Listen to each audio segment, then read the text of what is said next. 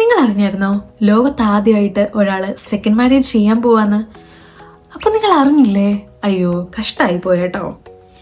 Hello guys, എല്ലാവർക്കും എൻ്റെ പുതിയൊരു വീഡിയോയിലേക്ക് സ്വാഗതം. അപ്പോൾ ഇന്നത്തെ ഈ ഒരു വീഡിയോയിൽ ഞാൻ ഡിസ്കസ് ചെയ്യാൻ പോകുന്നത് എനിക്കിഷ്ടപ്പെട്ട ഒരാളെ പറ്റിയാണ് കേട്ടോ. ഇപ്പോൾ തന്നെ ഈ ഒരു ഫസ്റ്റ് ഡിസ്ക്രിപ്ഷൻ കേട്ടപ്പോൾ തന്നെ നിങ്ങൾക്ക് മനസ്സിലായിട്ടുണ്ടാവും ഞാൻ ആരെ പറ്റിയായിരിക്കും പറയാൻ പോകുന്നതെന്ന്. അതെ, വേറെ ആരെ പറ്റിയല്ല, നമുക്കെല്ലാവർക്കും ഇഷ്ടപ്പെട്ട ഗ്ലാമി ഗംഗ. ഞാൻ ഗ്ലാമി ഗംഗയെ ഫോളോ ചെയ്യാൻ തുടങ്ങിയിട്ട് കുറച്ച് വർഷങ്ങളായി. എത്ര നാളായെന്ന് എനിക്ക് ഓർക്കുന്നില്ല. പക്ഷേ എന്താണ് പറയുന്നത്, ഒരു പെൺകുട്ടീനെ എങ്ങനെ ഇൻഫ്ലുവൻസ് ചെയ്യാം, അല്ലെങ്കിൽ എങ്ങനെ ഒരു പെൺകുട്ടിക്ക് മാറാൻ ജീവിതത്തിൽ പറ്റും എന്നൊക്കെ നമുക്ക് മനസ്സിലാക്കാൻ പറ്റുന്ന ഒരു വ്ളോഗറാണ്, ഒരു റിയൽ കണ്ടന്റ് ക്രിയേറ്റർ അല്ലെങ്കിൽ ഒരു റിയൽ ഇൻഫ്ലുവൻസറാണ് ഗ്ലാമി ഗംഗ. അതുകൊണ്ട് തന്നെയാണ് ഞാൻ ഗംഗയുടെ വീഡിയോസ് ഫോളോ ചെയ്യുന്നത്. പക്ഷേ ഇപ്പം ആ കുട്ടി കല്യാണം കഴിക്കാൻ പോകുന്നു എന്ന് കേട്ടപ്പോൾ കുറച്ച് ഞരമ്പന്മാരെന്ന് ഞാൻ പറയും, അവർക്കൊന്നും ഒരു പണിയില്ലാതെ കുറച്ച് വീഡിയോ ആയിട്ട് എങ്ങനെയെങ്കിലും ഇതിനകത്ത് വീഡിയോ ഇടണം, എങ്ങനെയെങ്കിലും ഒന്ന് ഫേമസ് ആവണം, അതിനുവേണ്ടി കുറേ പരിപാടികൾ ഇപ്പോൾ കാണിച്ചുകൊണ്ടിരിക്കുകയാണ് കുറച്ച് ആളുകൾ. അപ്പോൾ അതൊക്കെ പോട്ടെ, ഞാൻ ഇന്നിവിടെ ഡിസ്കസ് ചെയ്യുന്നത് വേറൊരു കാര്യമാണ്. അതെന്താ, നമ്മുടെ നാട്ടിൽ ഒരു കല്യാണം കഴിച്ച ഒരാൾ, അതായത് ലീഗലായിട്ട് ഡിവോഴ്സായി സെക്കൻഡ് മാരേജ് ചെയ്യാൻ പോകുന്ന ഒരാൾക്ക് കല്യാണം കഴിക്കാൻ പറ്റില്ലേ? എനിക്കറിയാൻ വയ്യാത്തതുകൊണ്ട് ഞാൻ ചോദിക്കുകയാണ്. എൻ്റെ ഒരു അറിവിൽ അവർ വൺസ് ഡിവോഴ്സായി കഴിഞ്ഞാൽ, ലീഗലി ഡിവോഴ്സായി കഴിഞ്ഞാൽ പിന്നെ അവർക്കൊരു കല്യാണം കഴിക്കാം. അതിന് വേറെ ഒരു നിയമ തടസ്സവും ഇല്ല. ഇൻ കേസ് അവർക്കൊരു കുട്ടി ഉണ്ടെങ്കിൽ ആ കുട്ടിയുടെ കാര്യങ്ങൾ ലീഗലായിട്ട് കുറച്ച് ഫോർമാലിറ്റീസ് നമ്മുടെ ഇന്ത്യൻ ഭരണഘടന പറയുന്നുണ്ട്, അത് ചെയ്യണം.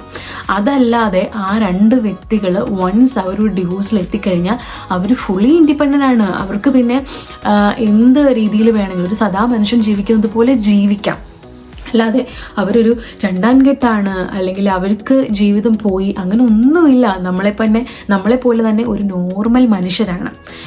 എനിക്കറിയില്ല ഈ 2026 ആയിട്ടും ആളുകൾ എന്താണ് സ്വഭാവം മാറാത്തത് എന്ന് എനിക്ക് ഒട്ടും മനസ്സിലാവുന്നില്ല.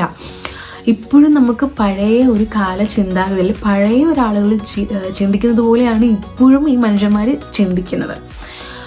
അത് എന്ന് മാറുമെന്നും എനിക്കറിയില്ല. എനിക്കറിയാവുന്ന കുറച്ച് ആളുകളുണ്ട്, അവരൊക്കെ ഇതുപോലെ സെക്കൻഡ് മാരേജ് കഴിഞ്ഞിട്ടും കല്യാണം കഴിച്ച് സുഖമായിട്ട് ജീവിക്കുന്നവരുണ്ട്.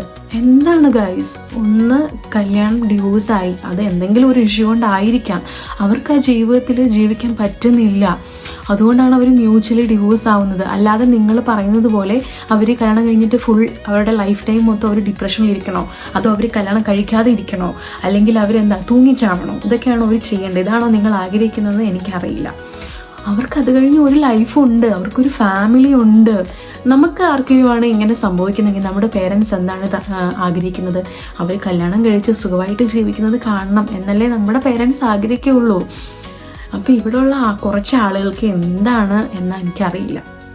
ഒരു വ്യക്തി സ്വന്തമായിട്ട് ഒരു ഡിസിഷൻ എടുക്കുന്നുണ്ട്, അത് ആളൊരു ഡിസിഷൻ വൺസ് എടുത്തിട്ടുണ്ടെങ്കിൽ, എസ്പെഷ്യലി വെഡ്ഡിങ്, അത് പ്രോപ്പറായിട്ട് ചിന്തിച്ച് ആൾക്ക് അതാണ് ബെസ്റ്റ് എന്നൊരു നിലയിൽ വന്നിട്ടായിരിക്കും.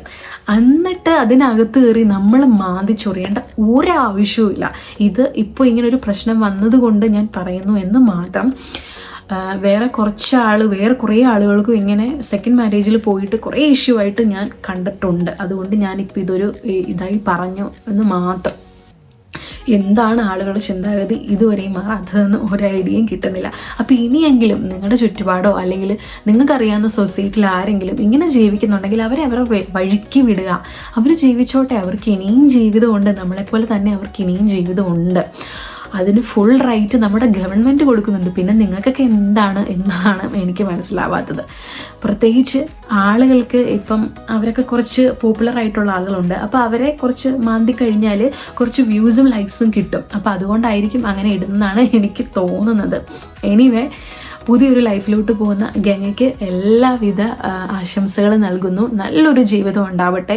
നീ ആഗ്രഹിച്ചതുപോലെ തന്നെ ഒരു നല്ല പാർട്ട്ണറെയാണ് കിട്ടിയെന്ന് നമുക്ക് ആ വീഡിയോയിലൂടെ മനസ്സിലാകും. അപ്പോൾ നല്ലൊരു ലൈഫ് ആയിരിക്കട്ടെ. അതുപോലെ ഇത് കണ്ടു കുരു കയറുന്ന എല്ലാവർക്കും നിങ്ങളും ചിന്തിക്കുക, നാളെ നമ്മുടെ ലൈഫിൽ എന്താണ് നമുക്ക് സംഭവിക്കുന്നത് നമുക്കറിയില്ല. നാളെ എന്തും ഉണ്ടാവാം. അങ്ങനൊരു സൊസൈറ്റിയിലാണ് നമ്മൾ ജീവിക്കുന്നത്. അപ്പം ഈ ഒരു ലൈഫിൽ എന്താണ് ഒരു കാഴ്ചപ്പാട് മാറി ഫോർവേഡായിട്ട് ചിന്തിക്കാൻ പറ്റിയില്ലെങ്കിൽ ഒന്നും പറയാനില്ല. അവർക്ക് എന്ത് നമസ്കാരമാണ് ചെയ്യേണ്ടതെന്ന് എനിക്കറിയത്തുമില്ല. അപ്പോൾ എനിവേ പുതിയൊരു ലൈഫിലേക്ക് ഇതുപോലെ ഡിവോഴ്സായിട്ടും സങ്കടപ്പെട്ടും വിഷമിച്ചിരിക്കുന്ന നിങ്ങളോടാണ് എനിക്ക് പറയാനുള്ളത്, ഒരിക്കലും നിങ്ങളുടെ ലൈഫ് തീർന്നിട്ടില്ല. നിങ്ങൾക്ക് ഇനിയും ഈ ലോകത്ത് നല്ലൊരു ജീവിതമുണ്ട്. മറ്റുള്ളവർ പറയുന്നത് കേട്ട് വിഷമിക്കാതെ ജസ്റ്റ് മൂവ് ഓൺ. നിങ്ങളുടെ ലൈഫിലേക്ക് ജസ്റ്റ് മൂവ് ഓൺ. നിങ്ങൾക്ക് ഇനിയും ഒരു ലൈഫുണ്ട്. അങ്ങനെ എല്ലാവരുടെയും ലൈഫ് കളർഫുൾ ആവട്ടെ. അപ്പോൾ എല്ലാവർക്കും നല്ലൊരു ദിവസം ആശംസിക്കുന്നു. അപ്പോൾ അത്രേ ഉള്ളൂ. Thank you.